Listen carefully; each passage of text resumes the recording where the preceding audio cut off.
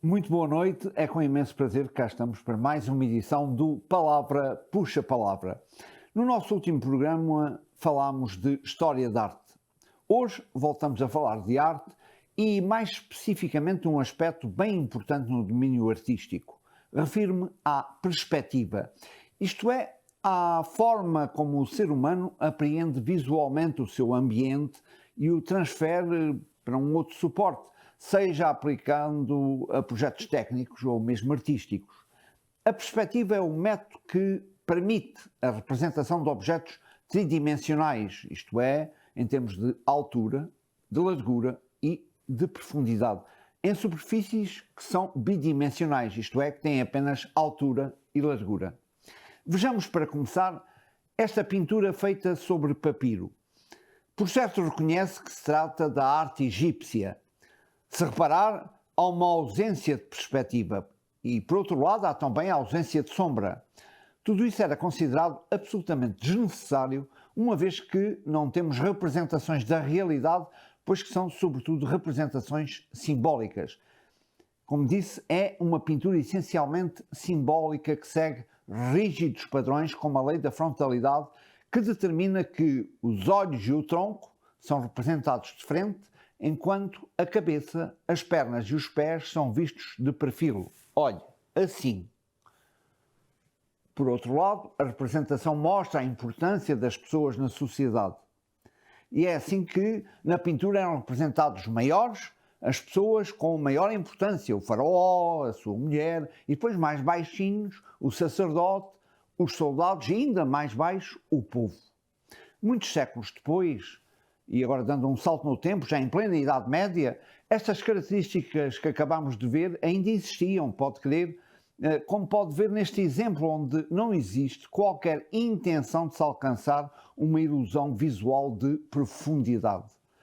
Mas a arte está permanentemente em evolução, particularmente nos grandes centros artísticos, como foi o caso da Itália. E estou a pensar, por exemplo, em Giotto, que foi um dos primeiros artistas italianos a tentar dar-nos a perspectiva. Ele viveu na segunda metade do século XIII e primeiras décadas do século XIV. E uma das primeiras obras de Giotto, na qual ele utiliza essa técnica, foi nesta representação de Jesus perante Caifás.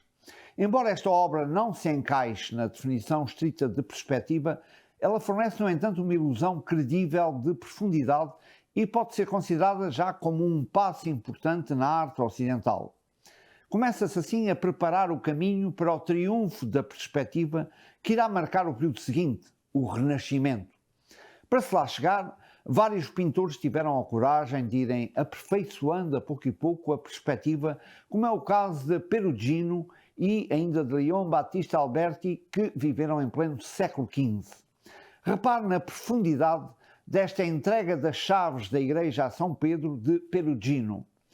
Dessa técnica emerge o conceito de ponto-fuga, que é obtido quando linhas paralelas aparentam se encontrar num ponto de imagem. Isto parece complicado, mas olha, vai compreender. Nós vamos ver de seguida alguns outros exemplos do século XV. Olha, veja esta flagelação de Cristo de Piero della Francesca, onde é bastante nítido o uso dos recursos de perspectiva, ou ainda esta pintura com a Anunciação de Domenico Veneziano. Compreende agora o que queremos dizer por ponto-fuga? Vejamos ainda dois melhores exemplos de um verdadeiro mestre da perspectiva, como Leonardo da Vinci, com duas das suas obras-primas. Em primeiro lugar, a Última Ceia, dos finais do século XV. Está a ver agora o ponto-fuga? A partir dele, constrói-se toda a perspectiva, não é verdade? Veja agora o caso da Mona Lisa, dos inícios do século XVI, onde as diferentes tonalidades, o chamado esfumato, dão a profundidade a um mesmo espaço. Estamos no apogeu do Renascimento italiano e, a partir dos séculos XV e XVI, a perspectiva impôs-se na história da pintura. Mas claro que a perspectiva existe noutros domínios sem ser a pintura. Onde estou, por exemplo, a pensar, na arquitetura, na engenharia, na computação gráfica, isto é, nos computadores. Claro, quando estamos a falar em 3D, estamos, claro, a falar em 3 dimensões. No fundo, estamos a falar da perspectiva.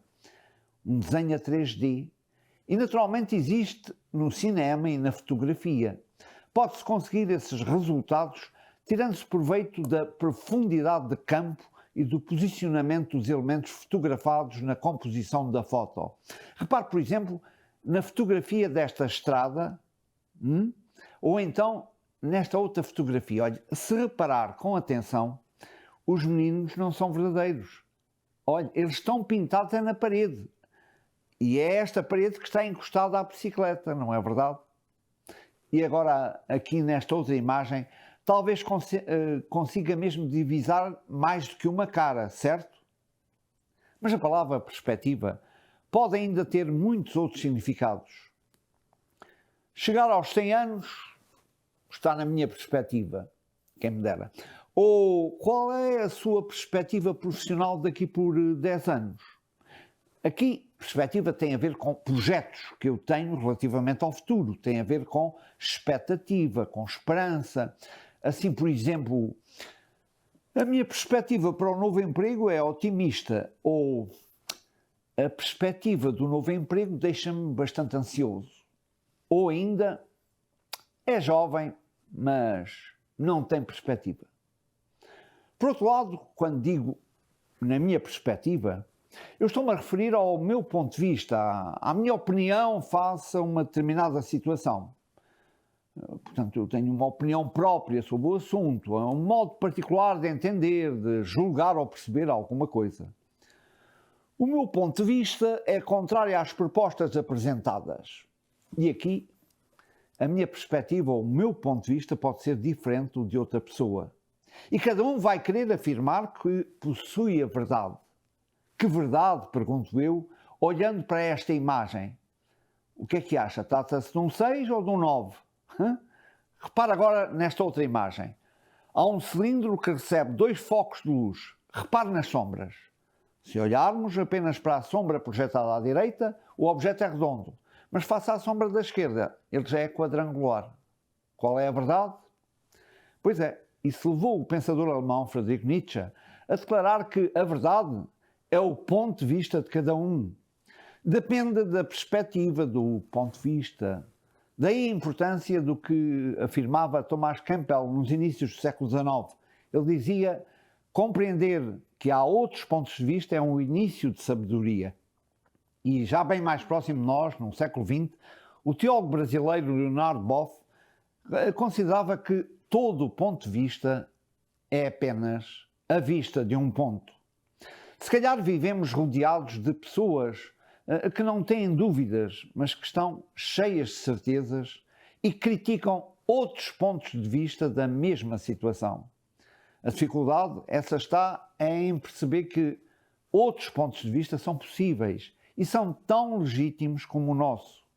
Até porque, normalmente, a realidade é complexa, não é verdade? Quantas vezes a realidade é como um diamante. Dadas as suas inúmeras faces, cada um tem apenas um ponto de vista, um ângulo, uma face.